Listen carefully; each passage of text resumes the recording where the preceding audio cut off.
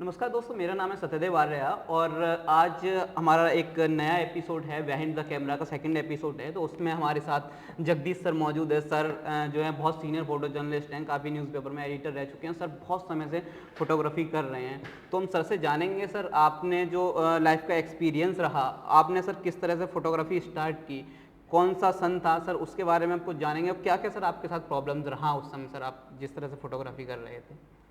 भाई मैंने ये समझा कि मेरी जो शिक्षा दीक्षा और समझ और शरीर की लंबाई चौड़ाई है उससे, और जो पढ़ाई लिखाई है बिल्कुल उससे मैं कम्पिटिटिव एग्ज़ाम शायद न क्लियर कर पाऊँ, और दौड़ भाग के जो फोर्स में भर्ती होता है वहाँ में अनफिट हो सकता हूँ, बिल्कुल शरीर नहीं है। तो मैं बहुत कल्पना से मैं देखता था फोटोग्राफर की दुकानों पर लगी तस्वीरें और उनकी एक्टिविटी देख के अच्छा लगता था, तो उस रास्ते से मैं असल में आया था।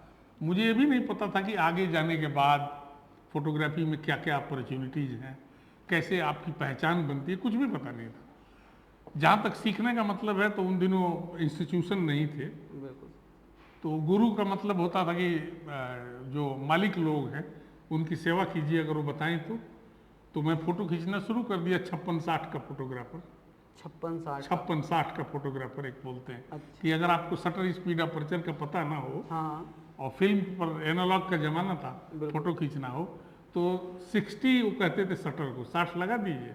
हाँ अब 5.6 बोलते थे, 56, समझ गए। तो 56 अपर्चर और 5 और 60 शटर स्पीड लगा करके, हाँ और उन दिनों मोस्टली 120 के कैमरे थे याचिका वगैरह, तो उस पर शूट करके आइए। आप देखेंगे कि रोशनी कम है तो फ्लैश लगा लीजिए, हाँ। और रोशनी ठीक है तो फ्लैश हटा दीजिए। लेकिन सर मुझे ऐसा लगता है कि उस समय सर जैसे आपने रोशनी की बात की, तो सर रोशनी सर हम तो जान ही नहीं सकते ना सर कि हमारा फोटोग्राफ में रोशनी आ रही है नहीं आ रही है, तो सर उसको कैसे ऑब्जर्वेशन करते थे। जब मुझे कह दिया हमारे सीनियर ने कि 56-60 लगाइए और पूरा रोल खींच के आइए, एकदम ठीक आएगा। अच्छा। अगर वो ओपन लाइट में है तो 56-60 रहेगा, हाँ हाँ अगर आप कमरे में किसी का खींच रहे हैं तो भी 56-60 रहेगा। फर्क ये पड़ेगा कि उसमें फ्लैश लग जाएगी। यहाँ से शुरू किया। सर कौन सी ईयर की बात है सर ये। ये ईयर है 75, 75 में। 1975। अच्छा। तो सर उसके बाद में सर आप जब फोटो जर्नलिज्म में आए, तो सर वहाँ पे आपका क्या एक्सपीरियंस रहा सर। सबसे पहला न्यूज़पेपर जो था सर वो आपका क्या रहा, कौन सा था, और उसमें सर जब आप एक बीट प्रॉपर मिलती थी सर, उसमें सर आप किस तरह से काम करते थे। नहीं, देखिए, बीट का फोटोग्राफर तो मैं बाद में बना। अच्छा। पहले मैं डार्क रूम का आदमी था।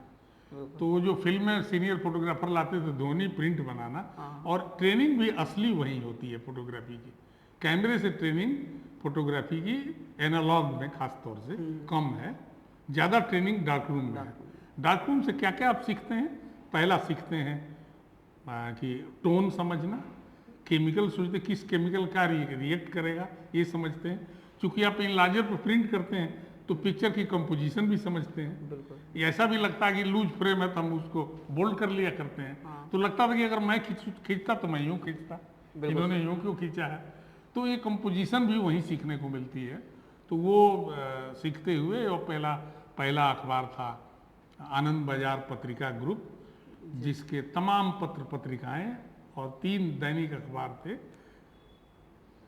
तो उनके साथ मेरी पारी शुरू हुई 1980 में। हाँ, इसके पहले मुझे सरकारी नौकरी जरूर मिल गई थी। अच्छा सर। सीआरपीएफ के फोटो सेक्शन में था, लेकिन मैं इतना दुखी रहता था सरकारी करण से कि मुझे लगता था कि दुनिया कहाँ पहुँच रही है और हम कहाँ घूम रहे हैं। क्योंकि चूंकि वो जनसंपर्क विभाग था, पीआरओ ब्रांच थी, तो बहुत सारे देश दुनिया की मैगजीन और अखबार आते थे। तो देख के लगता था कि इतना हाई फाई दुनिया में काम हो रहा है, और हम लोग वही डीजी साहब, आईजी साहब और सीओ साहब की फोटो खींच खींच के ला रहे हैं। तो लगा कि इसमें कुछ मजा नहीं आ रहा, और मुझे जरा सी अपॉर्चुनिटी मिली कि रघु राय को एक डार्क रूम असिस्टेंट चाहिए, और मैं तैयार हो गया। और बहुत लोगों के मना करने के बावजूद, घर से लेके बाहर के मित्रों तक ने मना किया कि केंद्र सरकार की नौकरी है, नहीं छोड़ना चाहिए। लेकिन मेरे जहन में बैठ गया था कि ये कुछ नहीं है, मैं जाके इस नई दुनिया में, इस दुनिया में कदम रखेंगे और समझेंगे कि हाई एंड कैसे होता है, इतने हाई क्लास लोग काम कैसे कर रहे हैं। तो मुझे रघु राय का सानिध्य मिला, 1 साल उनके साथ रहा। उसके बाद मेरा अपॉइंटमेंट हो गया एज डार्क रूम मैन। बिल्कुल सर। और लेकिन मैं पूरी तरह से सारी तरह की असाइनमेंट करता था, क्योंकि वहाँ तो एक लिमिटेड थोड़ी देर का काम होता है। हाँ। ज़्यादातर मैं फ्री होता था तो मैं शूट करता था, और शूट से मेरी असाइनमेंट ने मुझे बहुत नाम दिया, और नाम देने की वजह से मुझे डिजिग्नेशन भी मिले, और मुझे वो डिजिग्नेशन अंत में जाके मिले जो किसी किसी फोटोग्राफर को नसीब होते हैं, जो ग्रुप समूह फोटो एडिटर का जैसा पद। बिल्कुल सर। सर बहुत बड़ा पद है वो तो। सर मैंने भी मतलब अमर उजाला में काम किया तो सर काफ़ी अच्छा एक्सपीरियंस रहा। मुझे लगता है सर उसमें ना हम सब कुछ शूट कर सकते हैं। हमें लगता है कि ये हमारे लिए मतलब शूट करेंगे तो न्यूज़पेपर मैंने कहने का मतलब है कि जो जॉनर होते हैं ना, जॉनरा, वो उस ऑल जॉनरा होते हैं जर्नलिज्म में। जैसे अब फोटोग्राफी में जाइए तो प्रोडक्ट के फोटोग्राफ, फैशन के photograph, street photography, sports photography, तमाम जो कमर्शियल है वो है। लेकिन एक ऐसा जर्नलिज्म, एक ऐसा फील्ड है जहाँ सभी जॉनरा में सभी को काम करना होता है, तो ये अपॉर्चुनिटी अच्छी मिलती है। और सर मैं ये जानना चाहता हूँ, जैसे पहले एनालॉग फोटोग्राफी होती थी, आज के टाइम में DSLR मिररलेस आ गया है, तो सर उसमें आप किस तरह से देखते हैं, क्या अंतर आ गया है चीज़ों में? बहुत कुछ अंतर नहीं है। अगर आपने एनालॉग को ठीक से समझ लिया है तो जितने भी तरह के विकसित और विकास हो रहे हैं टेक्निक में, वो आपको कहीं कोई डिस्टर्ब नहीं करेंगे, क्योंकि आप समझ जाएंगे कि ये हो क्या रहा है। आप ये भी जानते हैं कि डेप्थ ऑफ फील्ड क्या है, आप ये भी जानते हैं कंट्रास्ट कैसे इंक्रीज होता है, डार्करूम से समझे हैं, और आपके आज के आधुनिक कैमरों में उसके लिए एप्लीकेशंस दिए हुए हैं, उस तो आप एप्लीकेशन को आसानी से समझ जाएंगे, आप आसानी से कर लेंगे। लेकिन हाँ, मैं ये जरूर कहना चाहूँगा, जिनको बिल्कुल भी पता नहीं है एनालॉग की फोटोग्राफी, अगर वो ट्रेनिंग कर ले तो अच्छा है, नहीं कर सकते तो एनालॉग की तस्वीरों के कलेक्शंस को देखें। हाँ। कि देखें कि कैमरे से बिना किसी एप्लीकेशन के, साइंटिफिक एप्लीकेशन के, किस तरह से इतनी पावरफुल तस्वीरें कैसे हुई, बिल्कुल। तो वो जो समझना चाहिए।